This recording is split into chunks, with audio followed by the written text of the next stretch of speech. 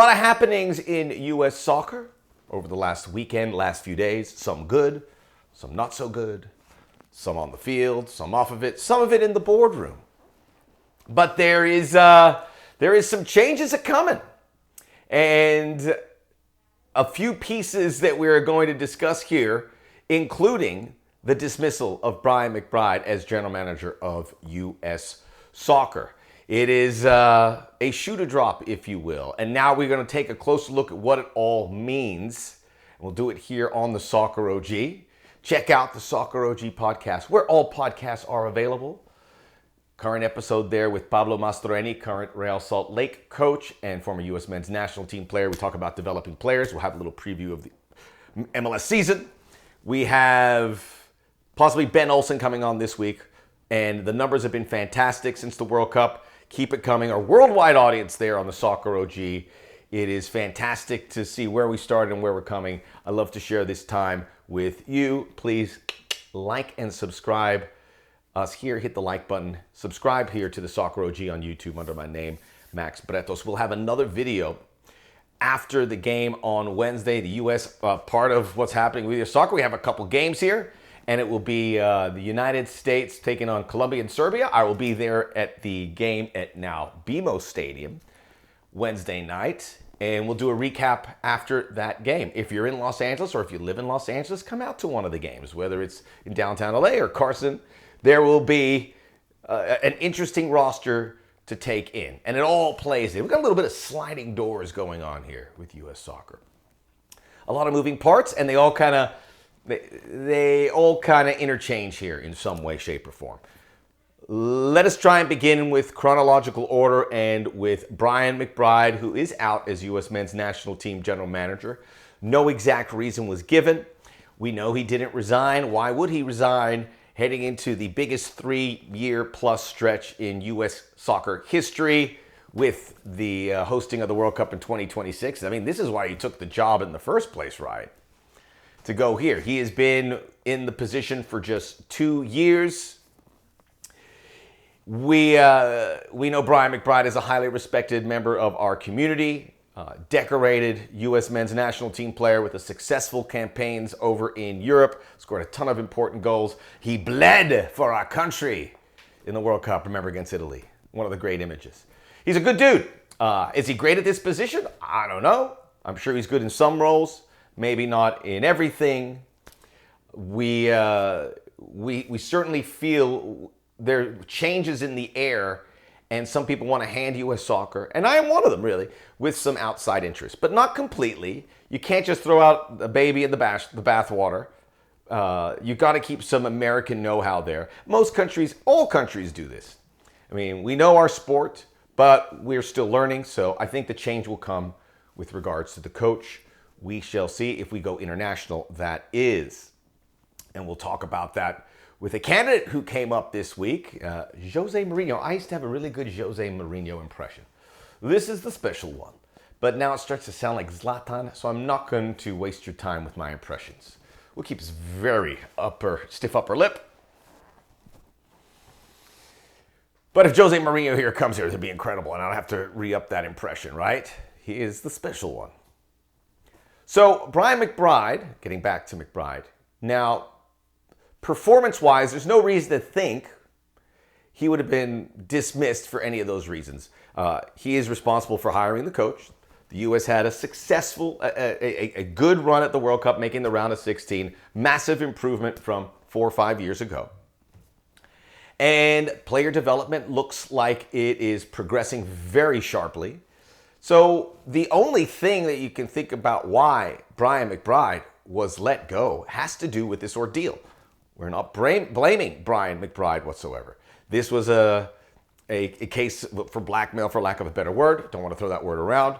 From Claudio and Daniel Reyna on behalf of their son Gio, who is going to make an appearance on this show as well. We're very excited because that adds up into this as well. Towards Gregg Berhalter. And Brian McBride's in the middle of it. I don't know if there was something behind closed doors or maybe he didn't handle it very well. But my impression is, and again, we're just looking at the tea leaves. We don't know what's going to happen. But my impression is there is a little bit of a case of cleaning out the house, right? So Brian McBride with, you have the coach. You have Ernie Stewart. He's not going anywhere, so he seemed to be the likely one that would part ways if you want to sort of send a message to the public.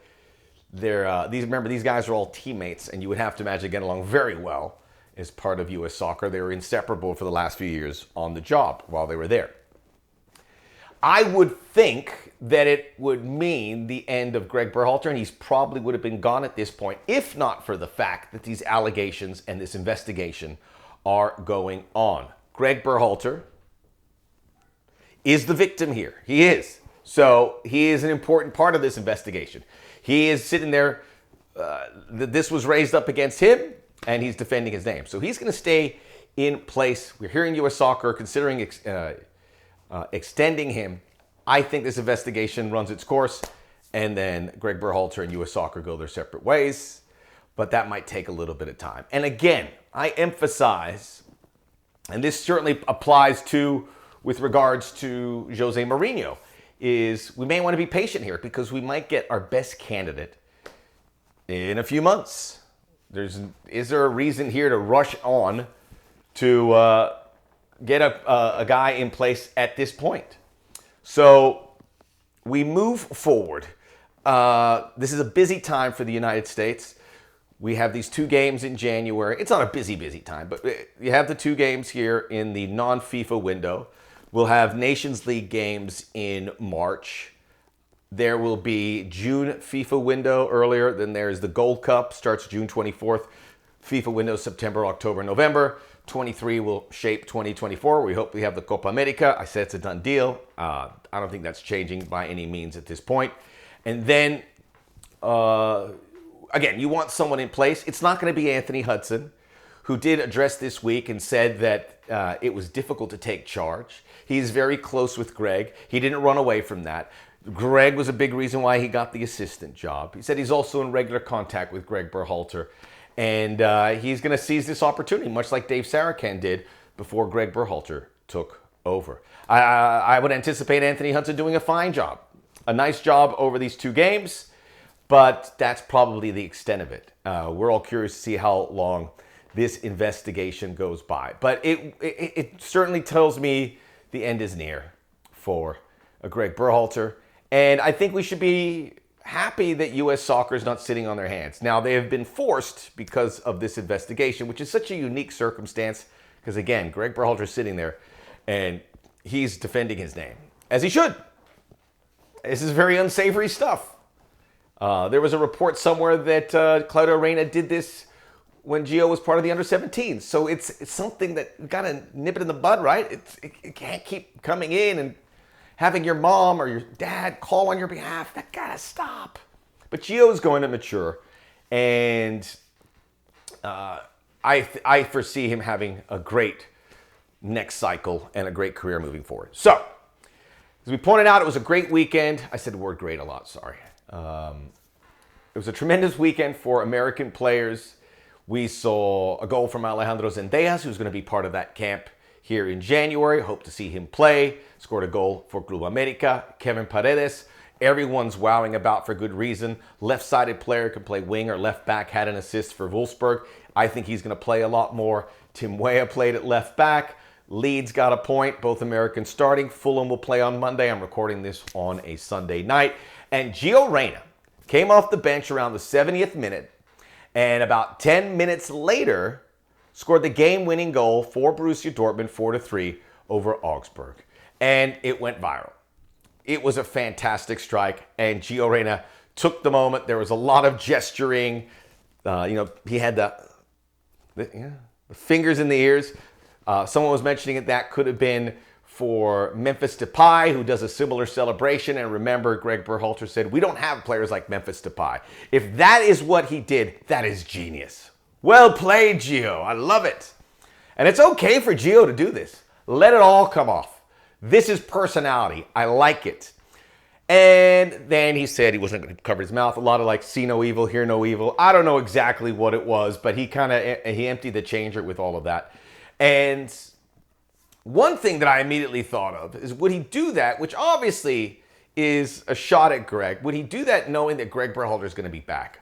My feeling, he probably feels that Gregg Berhalter is not coming back, so he can do that freely. He is a free spirit now, and he has been liberated, knowing that when he reports back to U.S. Soccer, it will not be with Gregg Berhalter. They're in charge. So you see, we're looking for little clues. Little clues. We can do that on YouTube. This isn't investigative newsroom journalism. So there you have it. So see, all these things are really, this was a really intriguing week. If you look at all these things, and thank goodness for the Reyna goal. And I love covering U.S. soccer. It's so interesting because of all the players. It gets a little salty. It also gets a little spectacular. And the timing is immaculate, right? We always have it at the right time. So that's where we sit with U.S. soccer. Now, after a report, they were approaching Zinedine Zidane, and we heard that he politely declined. This Jose Mourinho report comes up. It was with World Soccer Talk, which is a very reputable site. I mean, they don't put stuff up there if it hasn't got some traction. Jose Mourinho is the special one. He is as big a name in coaching. He's had a bit of an up and down coaching career recently. He was lock, stock, and two smoking barrels back in the 2000s. He won 2 Champions League titles, 2 Europa Leagues. Good tournament coach. Good tournament coach. I think that's something. That was like 10 years ago, 9 years ago, but he did win the Europa League with Manchester United recently, and again, good tournament coach. That's what the U.S. wants. I think we would have never have had a coach with this background. You know, Jurgen Klinsmann's one thing as a player, but as a coach, you know, coaching at Porto, Chelsea, Inter, Real Madrid, Manchester United, Tottenham Hotspur, now at Roma. Success in most of those places, certainly earlier in his career. He is now with Roma. And look, he was coming off a rough go at Tottenham. And then there was that Manchester United at the back end. It was a bit dicey. So the shine was off Jose Mourinho. And at that point, I would have said, no, I don't want that. I guess the question is this. Do I want Jose Mourinho here? Yes. Do I think it would work? I don't know. And I kind of lean to no. It's going to be weird. But I mean, if you want to make a big splash. Now, Jose Mourinho didn't say anything about U.S. soccer, but he did say he wants to coach a national team. He wants to experience a World Cup. Why wouldn't he? He's done everything else. And he's not going to get Portugal. Portugal filled that spot. There are other more desirable spots, I am sure. And a coach like Jose Mourinho, does he want to work in U.S. soccer? Does he want to move to Chicago? He ain't moving to Chicago. Does he want to deal with these folks? He's going to want some freedom.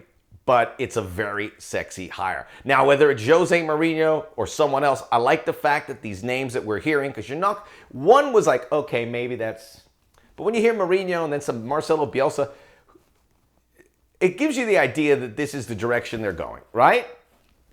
Fantastic. Other positives for Mourinho, he loves the United States. There is a U.S. connection. He would tour here regularly, Manchester United and Chelsea. I would go see them train, and he loves the campus at UCLA.